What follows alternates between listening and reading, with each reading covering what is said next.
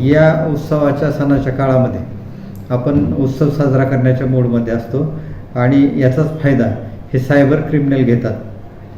तर शक्यतो अनोळखी लिंक असतात, काही तुम्हाला आमिष दाखवलं जातं, गिफ्टचं दिवाळी गिफ्ट किंवा अन्य काही ऑफर्स तुम्हाला दिल्या जातात आणि ती लिंक क्लिक करायला भाग पाडलं जातं. कृपा करून अशा आमिषाला कोणी बळी पडू नये, अशी अनोळखी लिंक कोणी क्लिक करू नये. ओ टी पी जर कोणी मागितला मोबाईलवरचा तर अजिबात कोणी शेअर करू नये ओ टी पी मोबाईलचा.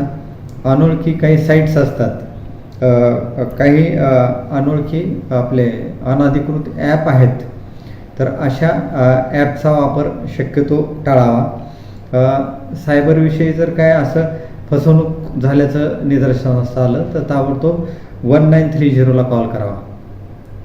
1930 हा जो हेल्पलाईन नंबर आहे याच्यावर कॉल करावा.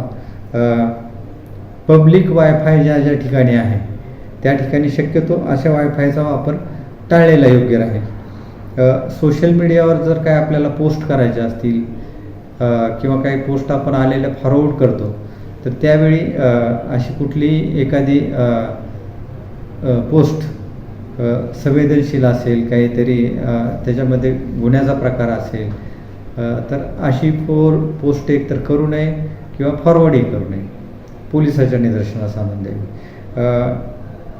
दिवाळीच्या निमित्तानं नागरिकासाठी ह्या काही आमच्या सूचना असतात. मला माहीत आहे, मला खात्री आहे की नागरिक याबाबत दक्ष राहतील.